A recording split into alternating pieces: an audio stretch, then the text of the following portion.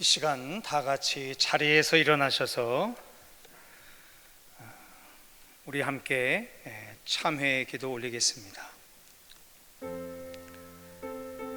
이 시간 상한 마음과 통회하는 심령을 가지고 성령님의 도우심 따라 깨닫게 하여 주시는 잘못들을 가지고 회개하며 하나님의 용서와 긍휼을 간구하는 기도로 나아가겠습니다.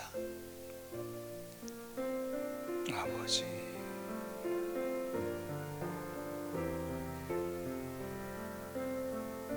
하나님의 영광이 역사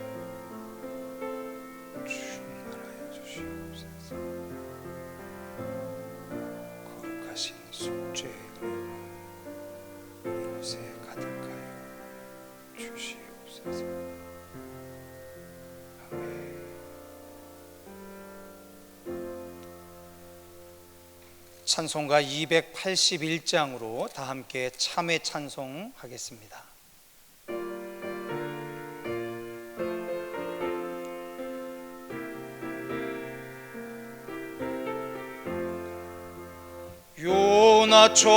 요나처럼 순종한 고 곁길 갔던 나의 모습 야곱처럼 간사하여 주님 말씀 배반해도 우리 주님 사랑으로 오랫도록 참으시고 주님 예수 십자가로 죄인 구원하시었네.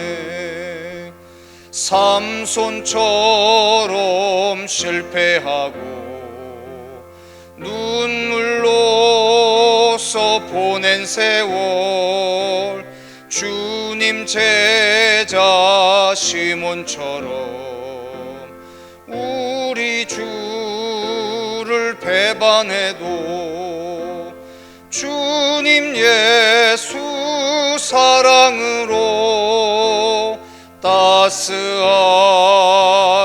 품으시고 주님 예수 은총으로 못난 것을 부르셨네.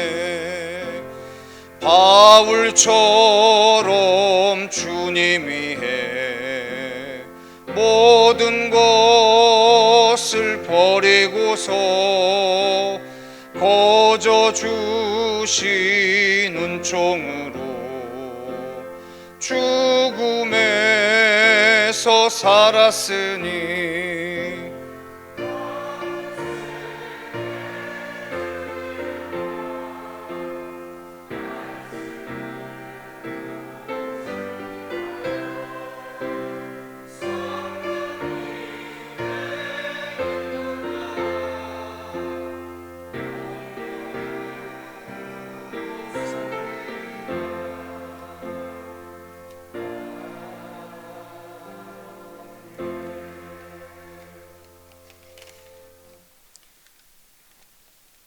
거룩하시고 자비로우신 하나님 아버지, 날마다 저희를 지켜주시고 보호하여 주심을 감사합니다. 어렵고 힘든 코로나도 극복하게 해주시고 이 나라 이 민족을 지켜 보호하여 주시고 주님의 백성들을 지켜주셔서 다시 한번 감사드립니다. 하나님, 이 나라의 유정자들을 지켜주시옵소서. 하나님 아버지를 두려워하며 떨리는 심정으로 어렵고 힘든 세상을 지혜롭게 대처할 수 있도록 인도하여 주시옵소서. 청계 연륜교회를 위해 기도합니다. 하나님 아버지, 청계 연륜교회를 지켜주시고 가정을 지켜주시옵소서.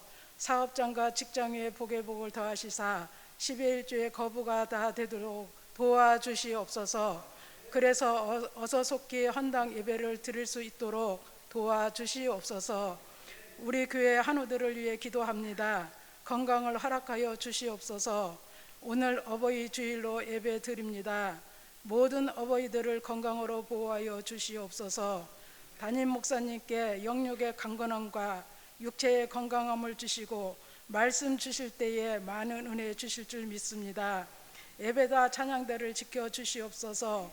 찬양팀 각 가정에도 넘치는 축복이 임하여 주실 줄 믿습니다.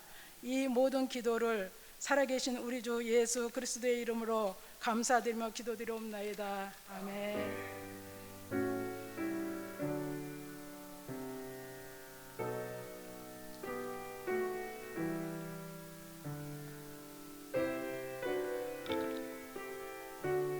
아버지, 우리의 기도를 들어주시옵소서.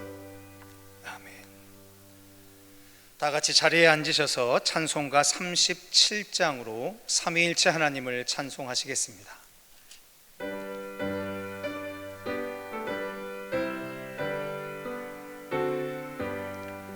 주 예수 이름 높이요 다 찬양하여라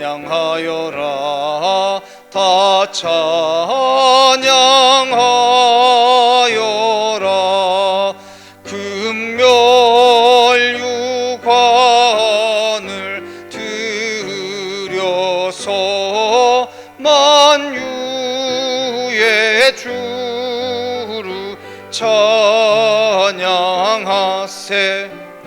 찬양 찬양 찬양 만유의 주 찬양 주 예수 당한 고난을 못 잊을 죄이나 못 잊을 죄이나 내 귀한 보배 바쳐서 만유의 주를 찬양하세 찬양 찬양 찬양 만유의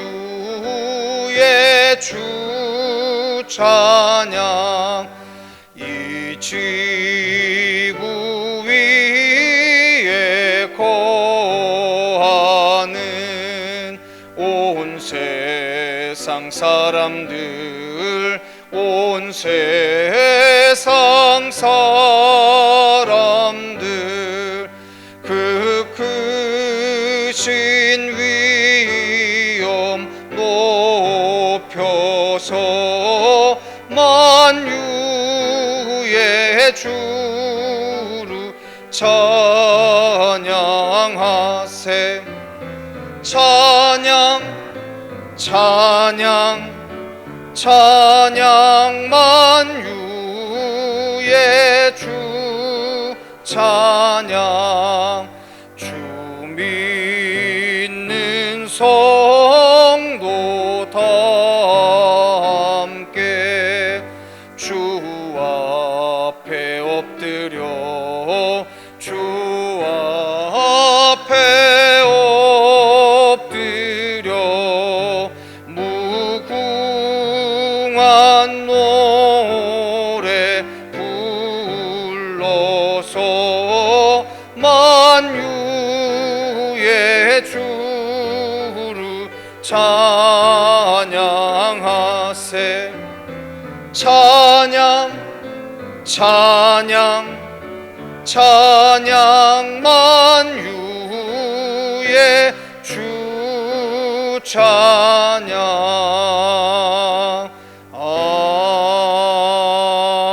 아멘. 이 시간 교동문 98번으로 다 함께 성시교독하시겠습니다.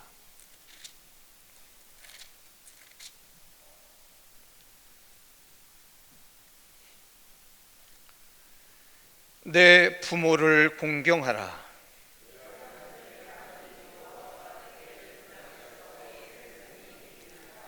내 아들아, 내 아비의 훈계를 들으며 내 어미의 법을 떠나지 말라.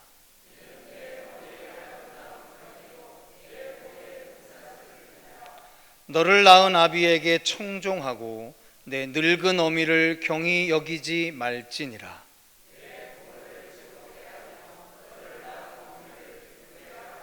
자녀들아, 주 안에서 너희 부모에게 순종하라. 이것이 옳으니라.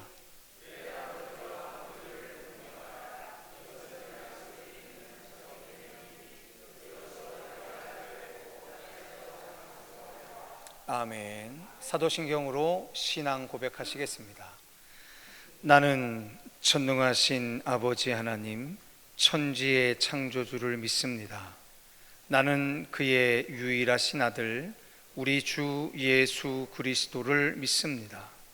그는 성령으로 잉태되어 동정녀 마리아에게서 나시고 본디오 빌라도에게 고난을 받아 십자가에 못 박혀 죽으시고 장사된 지 사흘 만에 죽은 자 가운데서 다시 살아나셨으며 하늘에 오르시어 전능하신 아버지 하나님 우편에 앉아 계시다가 거기로부터 살아있는 자와 죽은 자를 심판하러 오십니다.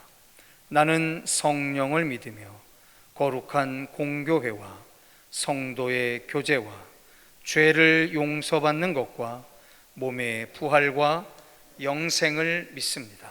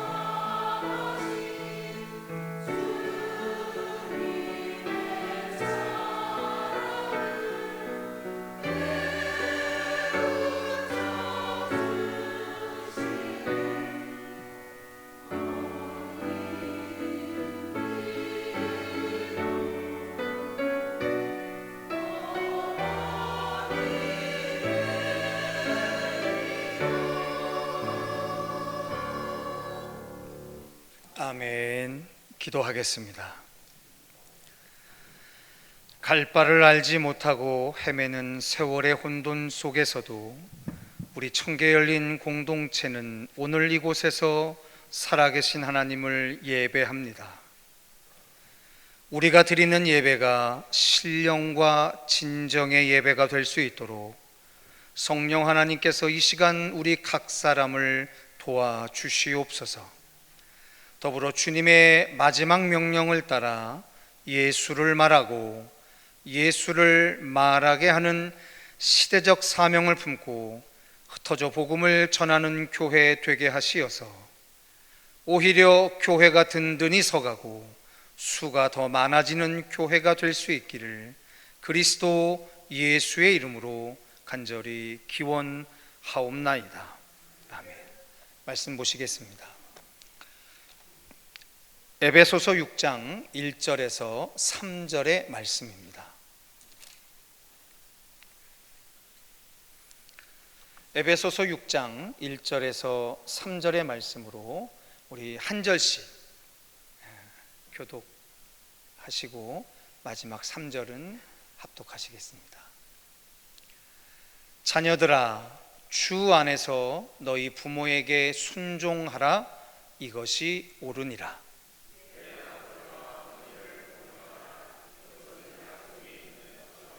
함께 하겠습니다. 이로써 내가 잘되고 땅에서 장수하리라. 아멘.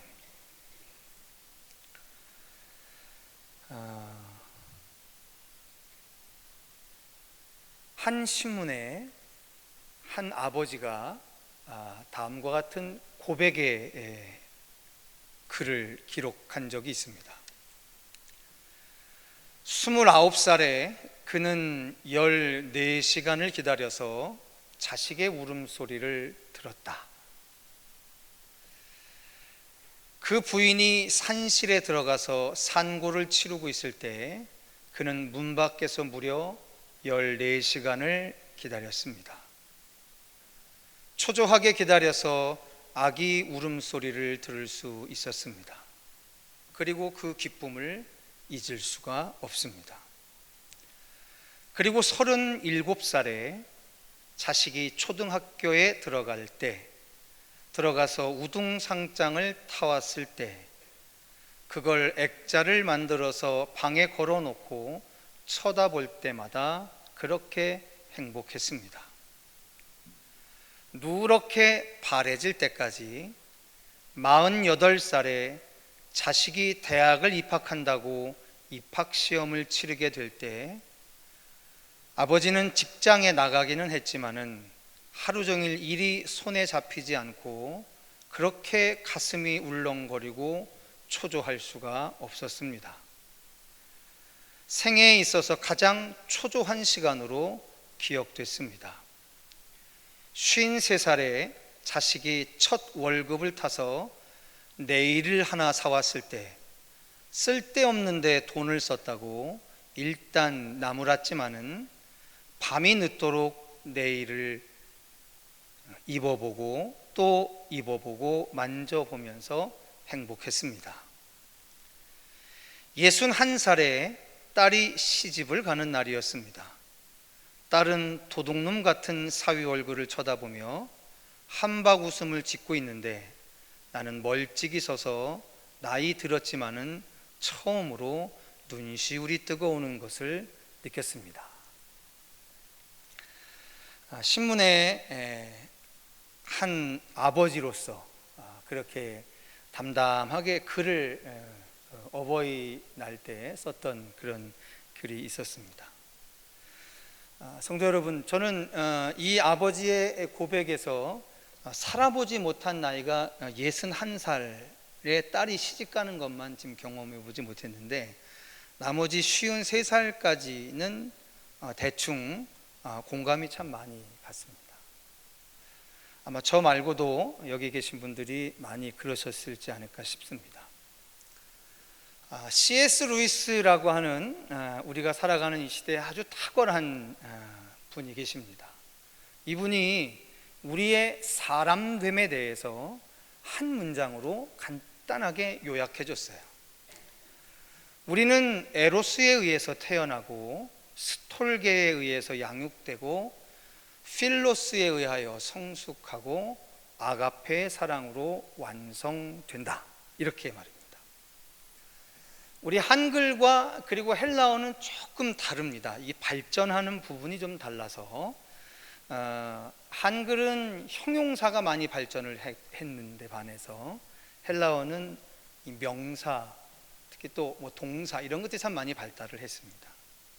그러니까 우리는 모든 것을 다 사랑이라고 하는 한 단어로 다 번역을 하죠. 마치 뭐 식물성 기름도 기름이고 동물성 기름도 기름이고 튀김용 기름도 기름이고 차에 넣는 기름도 기름이고 우리는 다 그걸 기름이라 번역하듯이, 그런데 이 사랑이라고 하는 단어가 헬라어에는 조금 다르게 네 가지로 구분이 되어 있습니다.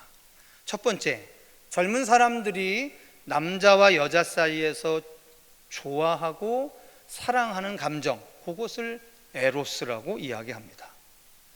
그리고 혈연적인 사랑이 있습니다. 부모가 자식에 대해서, 자식이 부모에게 대해서, 이것을 스톨게라고 이야기합니다. 그리고 친구 간의 사랑이 있습니다. 이것을 우리가 필로스라고 이야기를 하죠. 그리고 하나님이 우리를 사랑한 사랑, 그리스도께서 계시해 주신 사랑, 절대적인 사랑, 희생적인 사랑, 이것을 아가페라고 이야기를 합니다. 그래서 C.S. 루이스 교수는 이 네 가지의 헬라어 단어를 이야기를 하면서 이렇게 정리해 줬어요. 우리는 에로스에게서 태어나고 스톨게에서 자라나고 필로스로 성숙하고 아가페에서 완성하는 존재입니다. 이렇게 말입니다. 이것이 인간입니다. 우리는 그렇게 한평생 사랑 속에서 살고 또 사랑을 배우고 그리고 사랑을 공부하면서 우리는 그렇게 살아갑니다. 그리고 마지막 순간까지 우리는 사랑을 배우기도 합니다. 그래서 우리 인생에서 이 사랑을 어디까지 배웠느냐, 이게 참 중요한 문제입니다.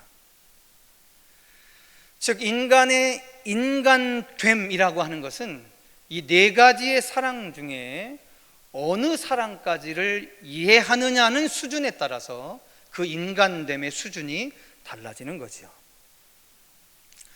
여러분들의 사랑은 에로스에 머물러 계십니까? 아니면 스톨게에 머물러 계십니까? 아니면 필로스에 머물고 계십니까? 아니면 그 가장 차원이 높은 사랑인 아가페라고 하는 사랑에서 살아가고 계십니까? 희생적인 사랑이었죠. 하나님의 일방적이고도 절대적인 사랑이었었습니다. 바로 이 사랑을 우리는 아가페의 사랑이라고 하고, 그 아가페의 사랑을 이해할 때 우리는 십자가를 알게 되고, 십자가를 알게 될 때 우리는 비로소 예수를 믿을 수 있게 됩니다.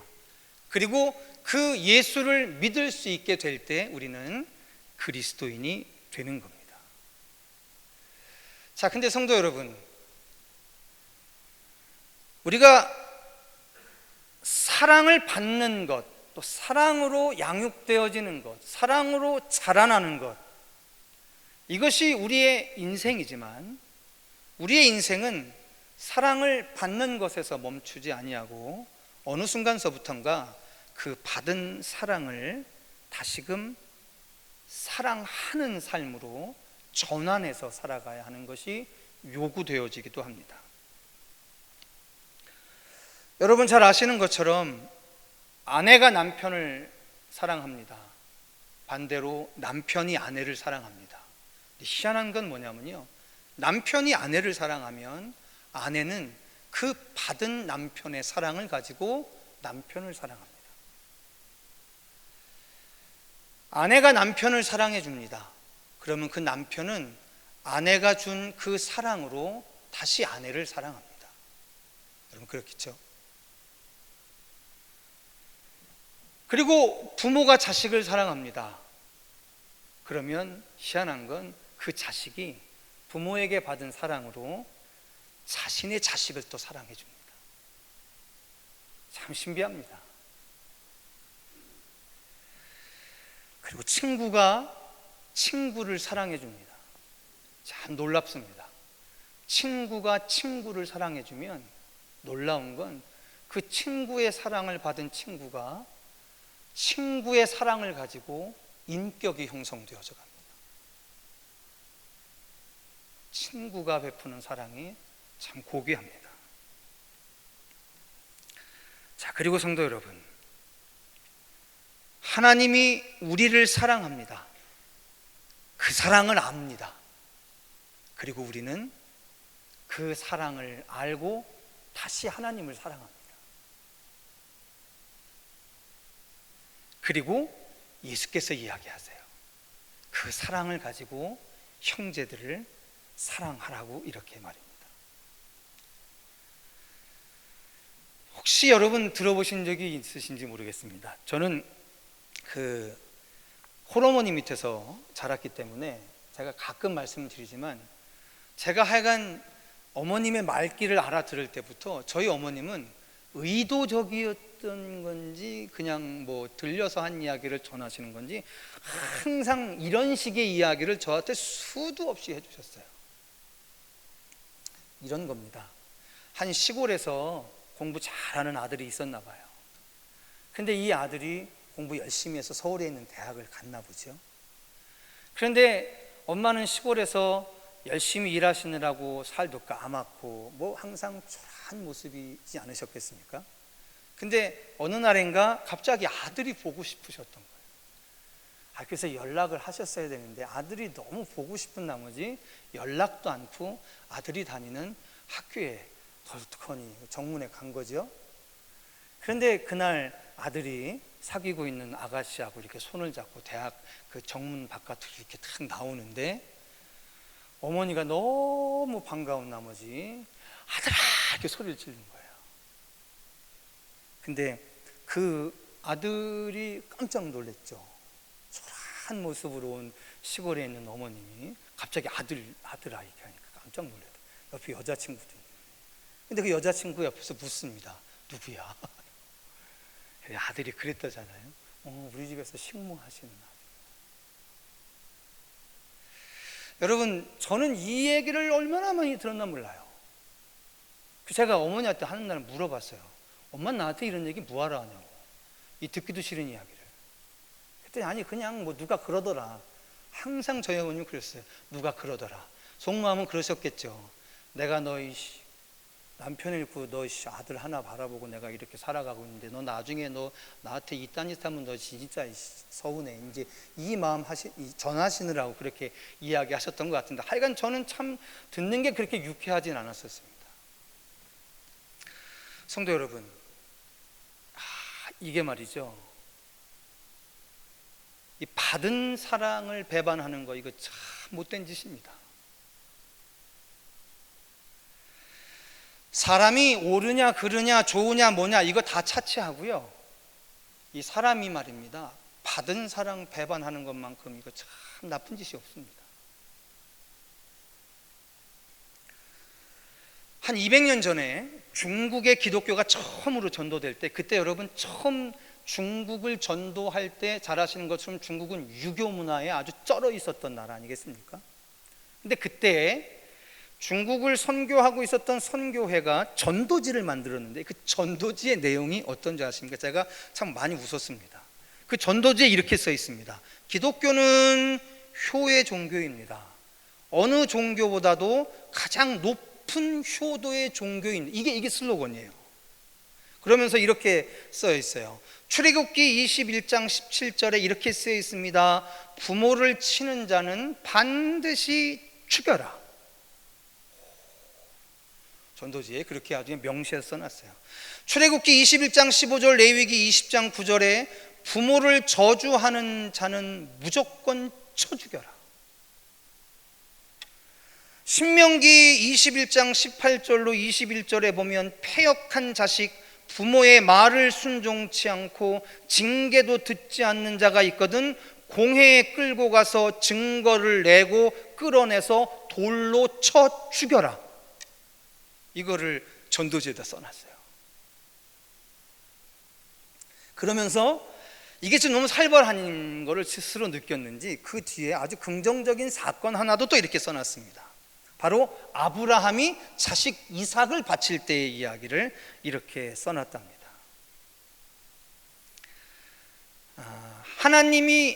아브라함이 하나님의 명령을 듣고 그 아들을 제물로 바치려고 했을 때 그 아들의 나이가 27살이었고 아버지의 나이가 몇 살이었죠? 졸지 마시고요. 네. 여기 조시는 분들은 다 부모의 자격으로만 사시는 분 같은데 여러분 다 부모 겸 자식이지 않습니까? 여러분 이삭이 27살이었을 때 아버지 아브라함이 몇 살이었을까요? 네? 예. 몇 살에 낳았죠? 100살에 낳았죠. 그죠? 그러니까 아버지 나이가 몇 살이죠? 127세입니다.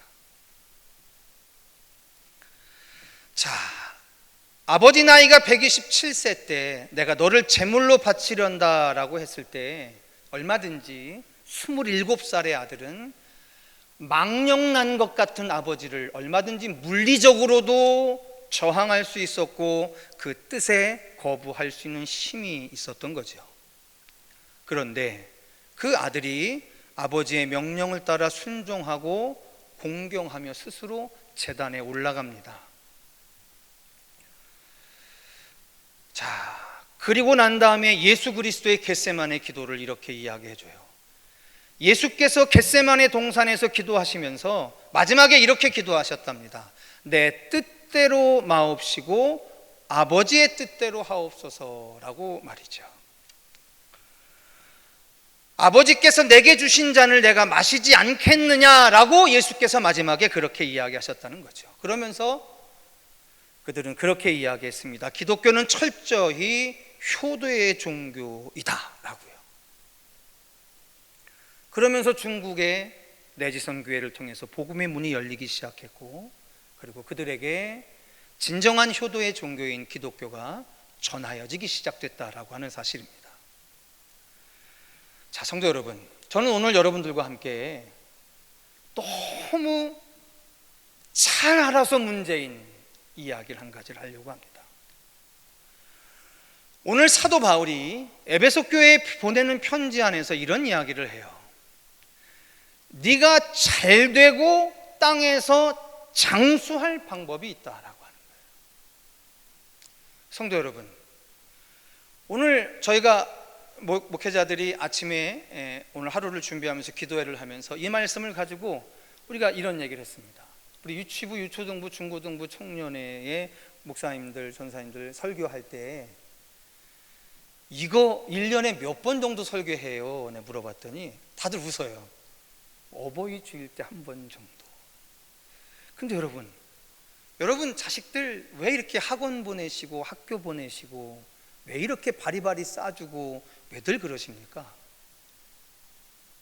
잘 되기 위해서죠. 그리고 저는 압니다. 저희 할머님이 12자식을 낳는데 한 4명의 자식은 전쟁 때 죽고 8명 자식을 그냥 쭉 기르셨는데 그 중에 우리 아버지가 44세 제일 먼저 돌아가셨어요. 그러니까 저희 할머니는 그렇게 슬퍼하셨어요. 나중에 그 이유를 물어봤더니 자식이 부모보다 먼저 가니까 그게 너무 슬프셨다는 거예요. 근데 저는 그때 그거 잘 몰랐거든요. 근데 지금은 알아요.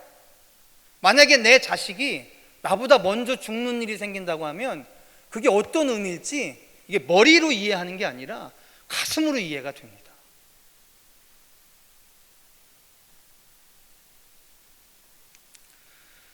자, 그런데 성도 여러분, 우리가 자식이 참 잘 되고요, 그리고 부모보다 절대로 먼저 죽지 않게 장수하는 거 참 원하잖아요. 그런데 자식이 잘 되고 땅에서 장수하기를 위해서 우리가 과연 자식에게 효도하는 것을 가리키고 있느냐라고 질문한다면 우리 여기서 조금 좀 갸우뚱합니다.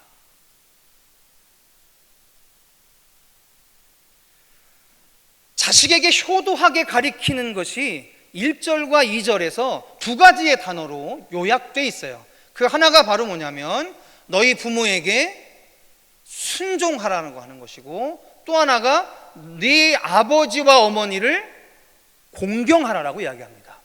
즉 순종과 공경이라는 단어로 표현을 하고 있습니다. 성도 여러분, 복종과는 다릅니다.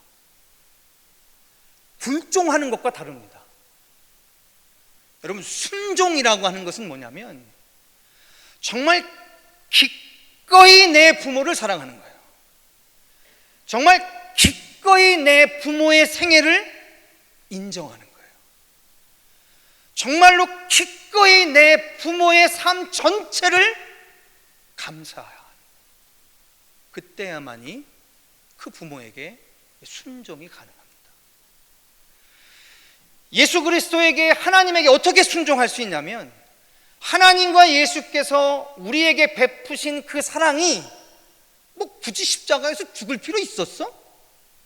내가 그때 태어나지도 않았는데 굳이 나를 위해서 죽었다는 게 난 별로 가슴에 와닿지 않는데, 이러면 순종하기 어렵습니다. 공경하기 어렵습니다. 근데 우리가 생애를 쭉 살아가면서요, 그게 말할 수 없는 감격으로 느껴지는 그때 우리는 순종하고 공경할 수 있는 거죠. 자, 혹시 여러분 그 메가더라고 하는 사람 아시죠? 메가더, 뭐 유명한 사람입니다. 여러분 잘 아시는 것처럼 이 메가더는 우리나라 인천 상륙작전에 관여했던 우리나라 역사하고도 아주 밀접한 사람이죠. 그리고 이 사람은 별을 몇 개까지 달았게요? 메가더 장군이 별을 몇 개 달았게요? 5개 달았습니다. 별이 5개. 원수였죠. 정말 미국이라고 하는 사회에서 최고의 존경을 받았던 사람. 그런데 가정사적으로는 그렇게 훌륭하지 않았어요. 왜냐하면 첫 번째 결혼을 실패합니다. 이 사람이 1880년에 태어났으니까 이 사람이 첫 번째 결혼에서 실패를 하고 1937년에 즉 57세 때 재혼을 해요. 그리고 자식을 하나 낳습니다.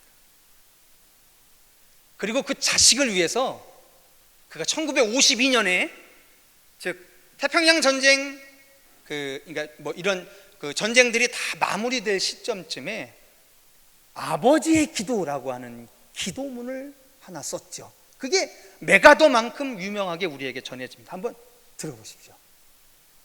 내게 이런 자녀를 주옵소서. Build me a son. 직역하자면 나에게 이런 아들을 세워주십시오. 이렇게 됩니다. 약할 때에 자기를 돌아볼 줄 아는 여유와 두려울 때에 자신을 잃지 않는 대담성을 가지고 정직한 패배에 부끄러워하지 않고 태어나며 승리에 겸손하고 온유한 자녀를 내게 주옵소서. 생각할 때에 고집하지 않게 하시고 주를 알고 자신을 아는 것이 지식의 기초임을 아는 자녀를 내게 허락하옵소서. 원하옵나니 그를 평탄하고 안이한 길로 인도하지 마옵시고 고난과 도전에 직면하여 분투 항거할 줄 알도록 인도하여 주옵소서. 그리하여 폭풍우 속에선 용감히 싸울 줄 알고 패자를 관용할 줄 알도록 가르쳐 주옵소서. 그 마음이 깨끗하고 그 목표가 높은 자녀를 남을 정복하려고 하기 전에 먼저 자신을 다스릴 줄 아는 자녀를 장래를 바라봄과 동시에 지난 날을 잊지 않는 자녀를 내게 주옵소서. 이런 것들을 허락하신 다음 이에 대하여 내 아들에게 유머를 알게 하시고 생을 엄숙하게 살아감과 동시에 생을 즐길 줄 알게 하옵소서. 자기 자신에 지나치게 집착하지 말게 하시고 겸허한 마음을 갖게 하시사 참된 위대성은 소박함에 있음을 알게 하시고 참된 지혜는 열린 마음에 있으며 참된 힘은 온유함에 있음을 명심하게 하옵소서. 그리고 맨 마지막에 문장이 참 좋습니다. 그리하여 나 아버지는 어느 날 내 인생을 헛되이 살지 않았노라고 고백할 수 있도록 도와주옵소서. 이렇게 하고 기도를 바칩니다. 한 나라의 최고의 육군의 원수가 될 정도로 그는 현대사회에 어마어마한 영향력을 끼쳤던 인물입니다. 대한민국의 근현대사에도 엄청난 영향력을 미쳤던 사람입니다. 세계사적으로 어마어마한 일을 한 사람이었음에도 불구하고 그의 진심 어린 기도의 맨 마지막 끝은 뭐였었냐면, 내가 내 인생의 끝에 이런 자식으로 말미암아 내가 내 인생이 헛되지 않았다라고 고백하게 해달라고 기도하면서 그는 마치고 있는 거죠. 성도 여러분, 자식이 부모의 자랑이죠. 그런데 여러분, 부모들 동의하실 수 있을 겁니다. 우리 부모요, 자식한테 잔소리 한다고 꾸중은 듣고 자식들한테 시대에 뒤떨어졌다라고 이야기는 듣는데, 우리 부모들요 참 미련하게 자식들 잘 되기 참 소망하고 살아갑니다. 어떤 분이 그러대요. 나도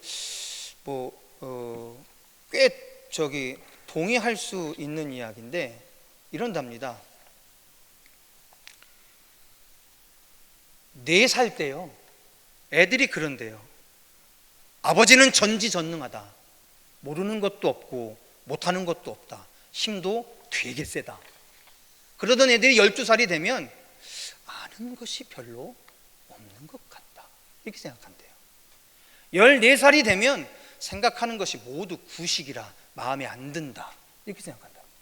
21살이 되면 아버지는 영 골동품이다. 이렇게 생각한대요. 25살 때부터 생각이 조금씩 달라진답니다. 제 아들도 보니까 군대 갔다 와서 조금 달라지는 것 같아요. 뭐라고 하냐면 제법 아는 것도 있다. 이렇게 생각을 한다. 그러다가 30살이 되면 내가 결정할 문제를 놓고 아버지와 의논하고 싶다. 이런 생각을 한답니다. 저는 제 아버지하고 이런 시간을 못 겪어봐서 잘 모르는데 그런답니다. 그러다가 50세가 되면 역시 아버지는 훌륭했다.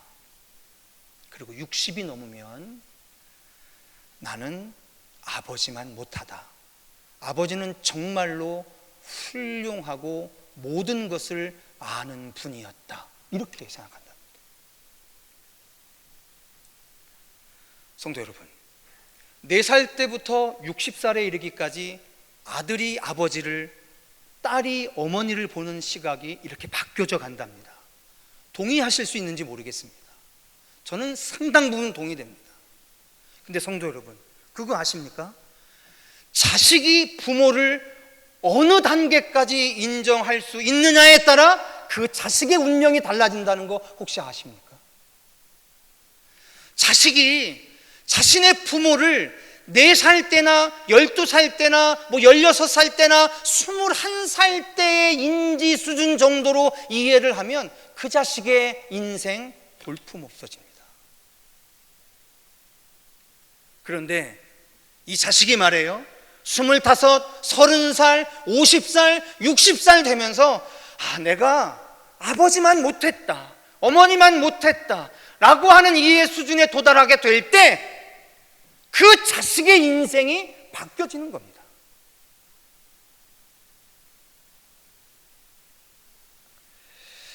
여러분, 얼만큼 동의하실 수 있는지 모르겠어요. 저 깊이 동의할 수 있습니다. 저도 저희 어머니 무척 싫어했거든요. 저 12살에 남겨놓고 혼자 가신 아버지 정말 원망했거든요.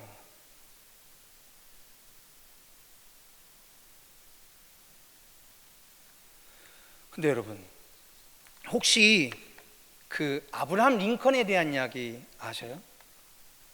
아브라함 링컨이 어느 날 대통령이 됐습니다. 근데 여러분, 아브라함 링컨의 학력이 혹시 뭔 줄 아시나요?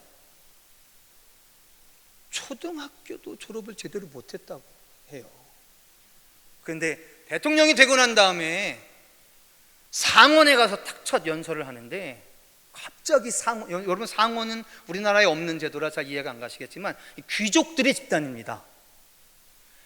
상원에서 연설을 딱 하려고 하는데 갑자기 대통령이 연설하려고 하는데 상원의원 하나가 툭 나오더니 마이크를 탁 뺏고 이야기를 하는 거예요. 나는 정말로 창피하다. 미 합중국의 역사에서 초등학교도 나오지 않은 대통령을 맞이해서 그 사람의 연설을 듣고 있을 우리들이 너무너무 안심하고 정말 자괴감이 느껴집니다. 그러면서 갑자기 자기가 신고 있었던 구두를 신어서 이렇게 보이더라고요. 여러분, 이게 뭔지 아냐고. 이 대통령의 아버지가 구두 수선공이었다고. 내가 신은 이 구두도 이 대통령 아버지가 만든 그 구두라고 그렇게 이야기를 했대잖아요. 그러자 그 이야기를 듣던 아브라함 링컨이 조용히 그런 얘기 했답니다. 의원님 너무 감사하다고. 내가 한참 잊고 살았었는데 의원님 너무 감사하다고. 내가 내 아버지가 구두 수선공이었다는 거, 구두 수선공으로 일평생 살고 나마저도 잠시 구두 수선공으로 살았던 그 날들을 기억나게 해주신 거 너무 감사하다고. 그 구두 수선공이 되셔서 나를 이렇게 훌륭하게 기르셨던 아버지를 생각나게 해주셔서 너무 감사하다고. 그런데 내가 내 아버지가 구두 수선공이었기 때문에 내가 이렇게 어깨에 너무 구두를 수선하는 것을 본 적이 있는데, 의원님 만약에 구두 신다가 고장이 나시거든 저한테 갖고 오시라고 제가 어깨 너머 배운 지식으로 고쳐드리겠다고. 성도 여러분, 부모의 생애를 어디까지 인정하느냐가 자식의 성공을 좌우하는 겁니다.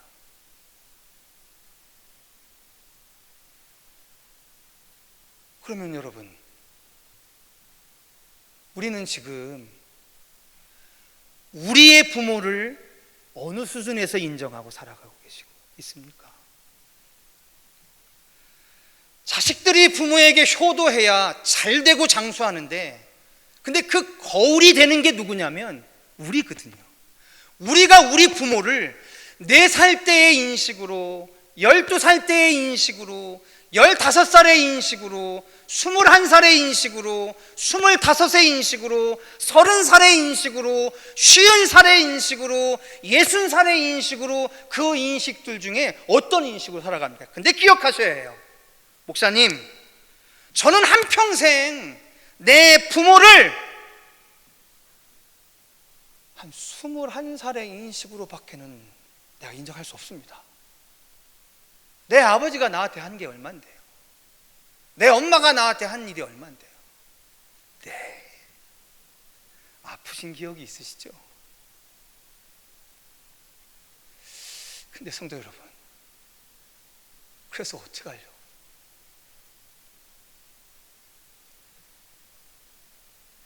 부모를 공경하고 부모에게 순종하는 이에게 잘되고 장수한다는 것만 하나님의 말씀인데,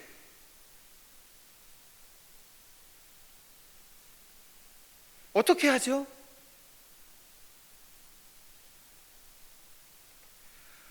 제가 우리 교육자들한테 그러겠습니다. 나는 지금의 한국교회 기독교 교육에 가장 큰 문제가 있다라고 본다. 그게 뭐냐면 부모의 실패에 대해서 너무 창피하게 생각하는 것 같아요.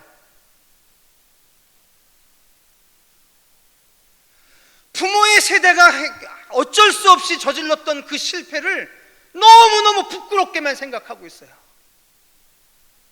그래서 그 실패가 없는 청정무구한 지역에 내 자식이 살았으면 하고, 헬리콥터맘이 돼서 모든 것을 다 갖춰주는 부모가 돼서 살려고 하는데, 글쎄요 성도 여러분, 그게 정말 잘되고 장수하게 하는 방법일까요?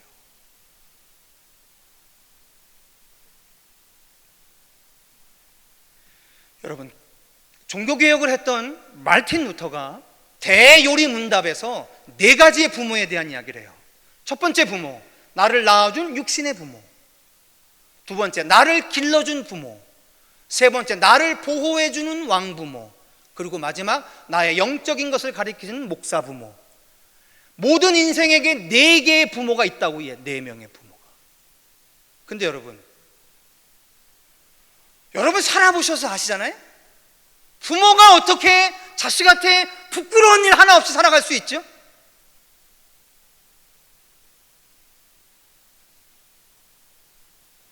오늘 성경이 우리에게 이야기해 주는 것은 부끄러운 부모를 만나지 않는 게 복되다라고 이야기하는 게 아니에요. 에베소 교회를 이루고 있는 그 모든 성도들의 부모들은 그들이 공경하고 순종할 정도로 모든 것이 완벽했겠습니까? 천만에요.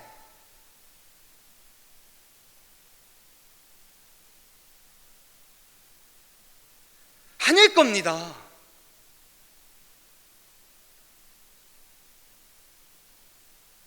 여러분, 자식들한테 너무 완전한 부모가 되려고 하지 마세요. 그게 자식을 잘 되게 하지 않는다니까요. 어떻게 하면 자식이 잘 되냐면, 자식이 판단하면 내 부모지만 존경하지 못할 게 보이죠. 오히려 원망해야 할 구석이 보이죠. 그런데 그거 극복하고 부모를 공경하고 순종할 줄 아는 자식이 될 때 잘 되고 장수하는 거예요. 너무 완전하려고 하지 마세요.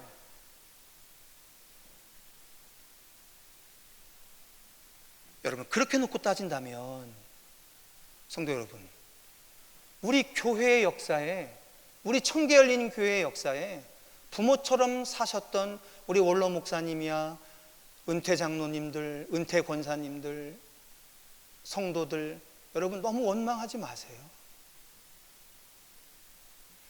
우리가 잘되고 우리가 장수하는 비결은 모든 것이 완벽했던 우리의 신앙의 선진이 필요한 게 아니고요, 그럼에도 불구하고 우리가 공경하고 순종할 대상인 그분들이 있으니 그렇게 우리가 잘되고 우리가 장수하는 거죠. 아닙니까?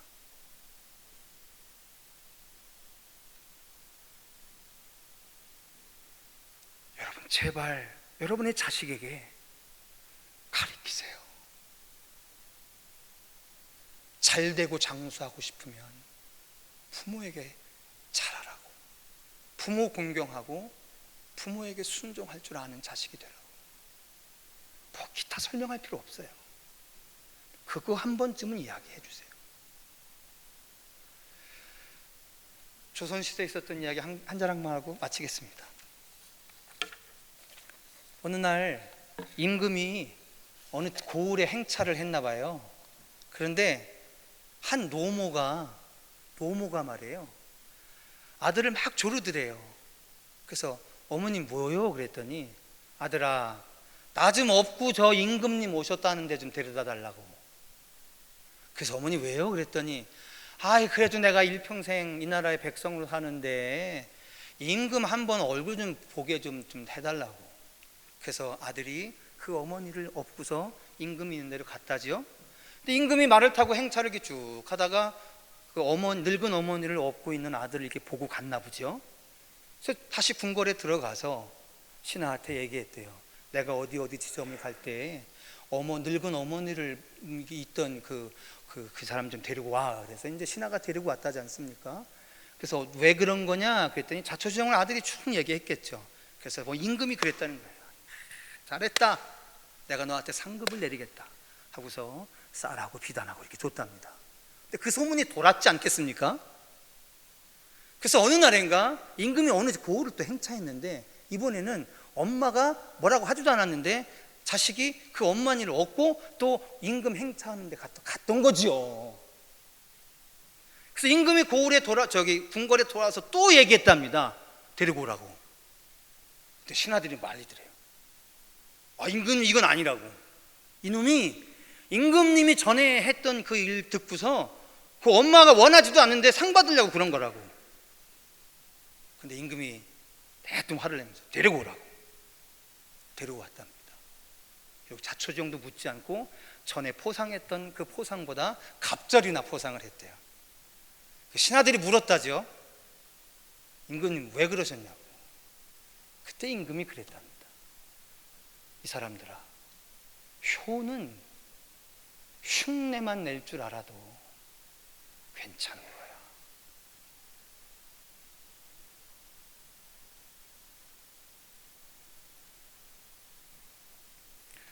성도 여러분, 우리도 우리의 부모를 순종하고 공경할 줄 아는 인생, 그리고 우리 자식들도 부모를 순종하고 공경할 줄 아는 인생으로 길러봅시다. 잘되고 장수하는 복이 그래서 저와 여러분 천대의 가문 위에 영원토록 함께 하시기를 주님의 이름으로 축원합니다. 기도하겠습니다. 사랑하는 주님, 약속이 있는 첫 계명, 부모에게 순종하고 부모에게 공경하는 이 거룩한 계명이 우리의 삶 되게 해주셔서 잘되고 장수하는 복을 우리 모두 누리게 하여 주시옵소서. 그리스도 예수의 이름으로 간절히 기도하였사옵나이다. 찬송가 52장 1절과 4절 찬송하시면서 준비한 예물 하나님 앞에 올리겠습니다.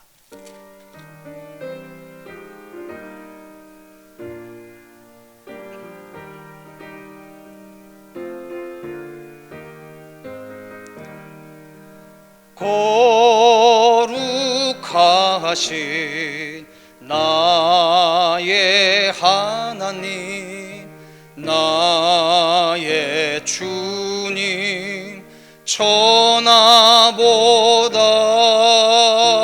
귀한 생명 값도 없이 베푸시니 주님 위해 나의 생명 아낌없이 바칩니다.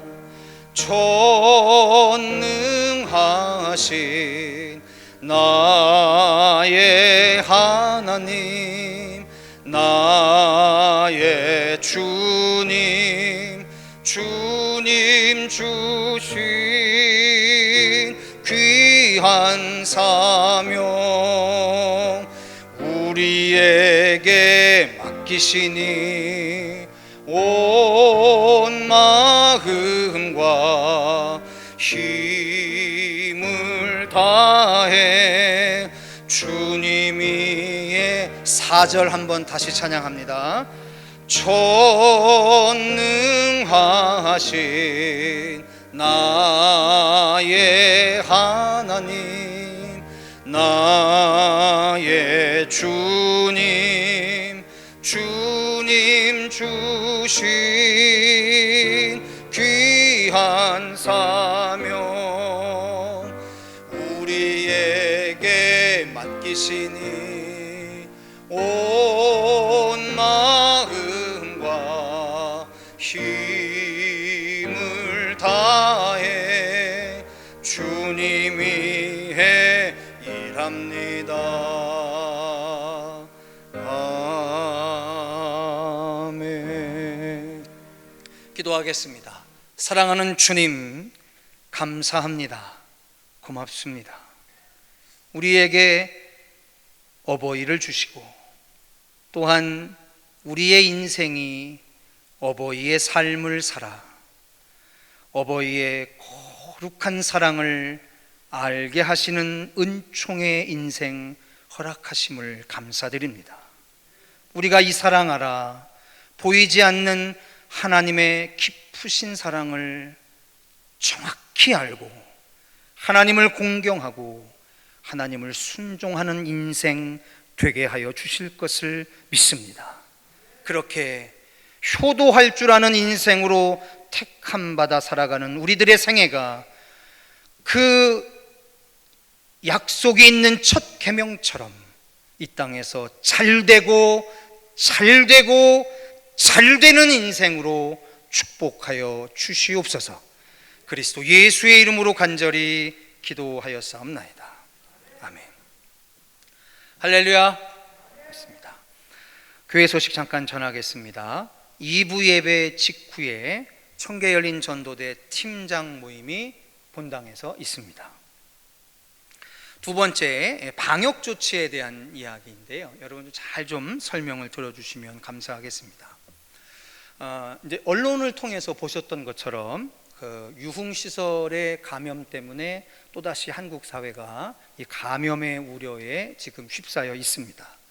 오늘 아침까지 제가 체크를 해보니까 그 유흥시설의 감염 때문에 오늘 아침까지 총 47명의 확진자가 확인이 됐고, 그리고 안타까운 것은 서울서부터 제주도까지 전국의 확진자가 퍼져 있는 상황인데다가, 그리고 유흥업소에 그 해당 일에 한 7,000명 정도가 출입을 했는데 그 중에 지금 통화가 되는 사람이 33%밖에 안 되고 67%는 아예 통화 자체가 안 된다는 거죠. 그래서 언제든지 지역 감염이 재개될 수 있는 위험성이 있는 그런 상황으로 판단이 됩니다. 다시 말씀드리지만 우리 교회는 이러한 상황이 심각해지게 되면 어느 교회보다도 선제적으로 조치를 취할 거니까 우리 성도들께서는 지금까지 지켜주시는 7가지의 방역 수칙에다가, 그리고 오늘 이제 성도들이 보셔서 아시겠지만 우리 교회 예배당에 있는 대부분의 문들을, 교회당의 문들을 다 창문을 다 열어놨습니다. 여러분 특별한 이유가 없으면 닫지 마시고요. 그게 왜냐하면 밀폐되어 있는 공간에서의 비말 전파가 돼 있으니까. 그러니까 당분간은 마스크 또 착용을 해주시고, 그리고 교회에 오셨을 때 교회 문들이 닫혀 있지 않도록 우리 1층 문만 닫으면 되고요. 나머지 문들은 다 열려 있어도 되니까 열어져 있는 창문을 닫지 않으신 상태로 유지해 주시면 감사하겠습니다. 여러분들 협조가 필요할 때고요. 그리고 상황이 전개되는 대로 긴급 공지문을 통해서 동선들을 성도들에게 빨리빨리 알려드리도록 하겠습니다. 지난 주일을 어린이 주일로, 그리고 오늘 어버이 주일로, 그리고 내일 다음 주를 교회 창립 기념 주일인데, 여러분 아시나요? 우리 교회가 1978년도 5월 24일에 성결교회로 창립이 됐습니다. 개척교회, 개척기념일이 됐었죠. 그러니까 올해는 감사하게도 그 개척기념일이 우리 5월의 4번째 주 주일하고 날짜가 똑같아서 창립기념주일로, 저번에 말씀드렸던 것처럼 우리 원로 목사님이 말씀 전해주시고 우리 은퇴 장로님들과 함께 성찬을 진행을 해주시는 그런 좀 뜻깊은 예배가 될 수 있었으면 좋겠습니다. 자, 그런데 오늘 저희가 어버이 주일을 지내는데 너무 서운해서 우리 장로님들이 허락해 주셔서 천을 뜯어다가 우리 목회자들이 지난 한 주일 동안 그 천을 가지고 제단을 해서 귀걸이를 만들어서, 그 다음에 그냥 드리면 그냥 저기 서운하다 싶으면 수를 직접 우리가 이게 자수로 해서 이렇게 다 이렇게 해갖고서 우리 70세 이상의 우리 마리아회, 베드로회 어르신들에게 마스크를 이렇게 다 만들었습니다. 들으실 것만 들으셨으면 좋겠어요. 귀 있는 자는 성령이 교회에게 하는 이야기를 들을지어다. 그래서 오늘 그 시중에서 잘 사지 못하시는 면으로 된, 그리고 언제든지 세탁하고 또 필터도 끼워 넣으실 수 있는 그런 마스크를 하나씩 제작을 해서 저희들이 예쁘게 포장을 해서, 그리고 편지도 하나 이렇게 써서 준비를 했는데, 죄송한 거는 그 편지 안에 돈이 있는 건 아니고요. 올해는 조금 이해해 주시고요. 제가 간단하게 편지를 좀 썼습니다. 그래서 오늘 오신 분들은 직접 우리 교육자들한테 받아가시고요. 만약에 그 혹시 자녀분들이 계시면 부모님이 못 오셨을 때는 자녀분들이 대신 수령해 가셔서 전해주시면 좋을 것 같고요. 그리고 그렇게 저렇게도 안 되시는 우리 성도들은 주중에 우리 목회자들이 찾아가서 한 분 한 분씩 드리도록 하겠습니다. 우리 청계 열린 전도대 땅밟기 기도가 다음 주일 2부 예배 후에 본당에서 진행이 됩니다. 여러분 기억해 주시고 기도해 주시고 참여해 주시면 감사하겠습니다. 우리 옆에 있는 분들과 인사하겠습니다. 하나님이 당신을 사랑하십니다 라고요. 네, 우리 한 번 더 이렇게 축복하겠습니다. 당신은 잘 되고 장수하실 겁니다. 믿으시면 아멘 하겠습니다. 고맙습니다. 다 같이 자리에서 일어나셔서 찬송가 6장으로 송영하겠습니다.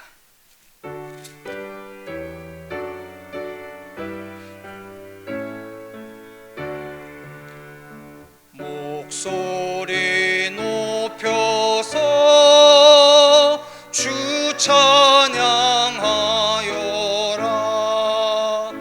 영광과 권세와 존귀와 위엄은 온물이 다스리시는 만왕의 왕께 돌려라.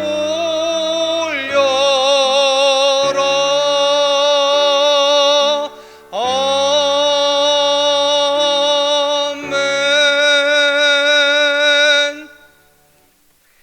지금은 우리 구주 예수 그리스도의 은혜와 하나님 아버지의 무한하신 사랑과 성령님의 교통 감화 그리고 그 충만하심이 부모에게 순종하고 부모에게 공경할 줄을 알아 이 땅에 잘되고 장수하는 인생으로 확신하며 세상을 향해 나아가는 우리 청계열린 교회 일부의 예배자 그 한 사람 한 사람 머리 위에 이제로부터 영원토록 함께하여 주시기를 간절히 축원하옵나이다.